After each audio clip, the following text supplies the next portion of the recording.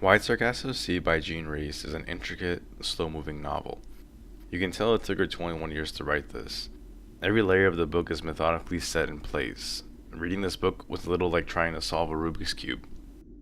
Wide Sargasso Sea is a post-colonial and feminist retelling of Jane Eyre, which I haven't read before, so I thought it'd be interesting to read the retelling of it first. I've read post-colonial retellings before, for example, when I read the novel Friday by Michel Tournier. Friday is a retelling of Robinson Crusoe, except with this one I had actually read Robinson Crusoe before I read Tournier's version. So in Robinson Crusoe, Crusoe meets a native of the island who he considers a savage, and so the first three things he does is name him Friday, teach him English, and convert him to Christianity. Friday is a book where we see Friday as a fuller character, instead of someone who automatically submitted to his European friend. The basic idea behind these revisions is to give a voice or more focus to a character who was automatically considered to be voiceless, such as any non-European or a woman, since back then they were completely marginalized in the European culture that spawned these original works. The retellings seek to rectify that by telling the same story from a different, non-Eurocentric point of view. Thus, eras or specific time periods gain a wider scope.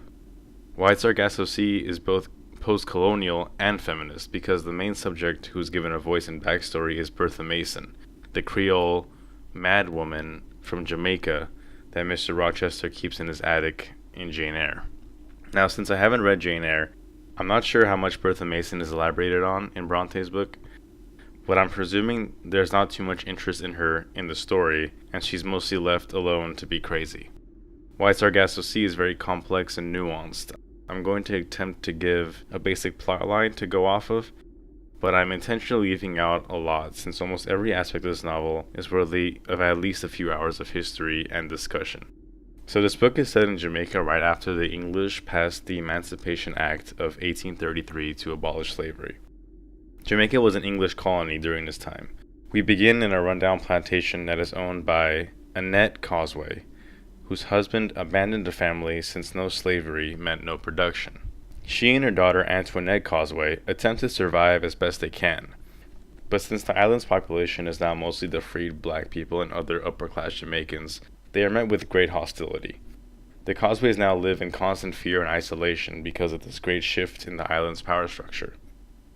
Mr. Mason, an upper-class Englishman, comes to the dilapidated plantation and buys it out since now the plantations are cheap.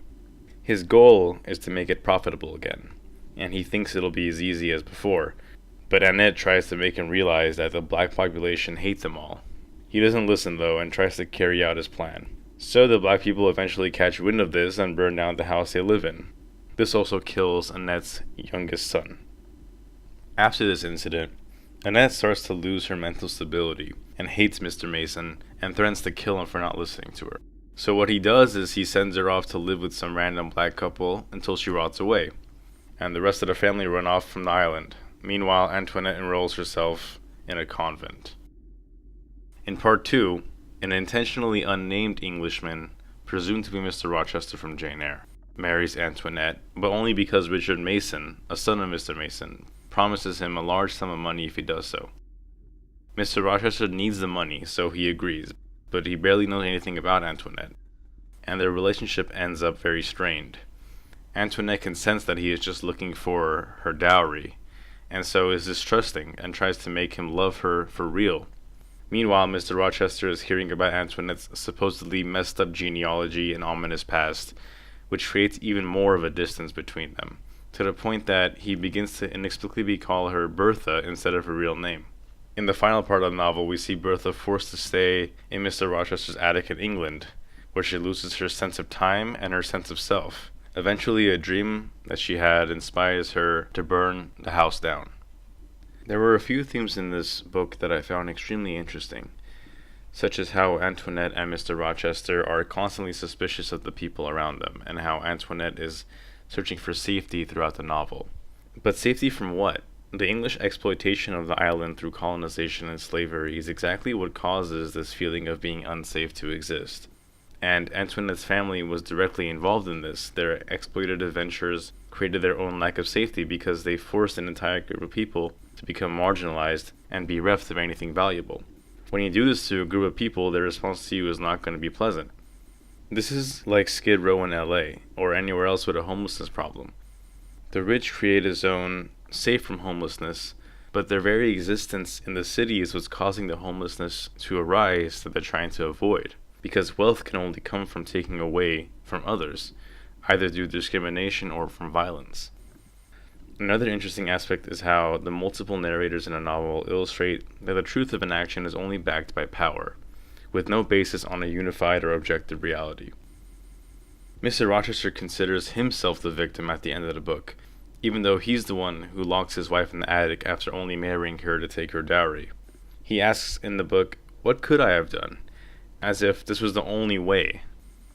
Not to mention how he renames his wife to strip her of an identity, and which he can only do because he is legally more powerful than her at this point in time in English law.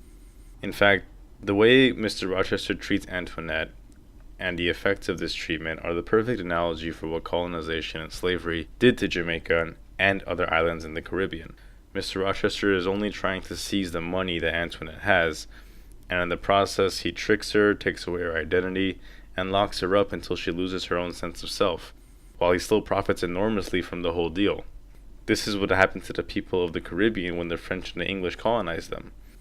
The novel creates layers of truth behind exploitation and superimposes them on top of each other.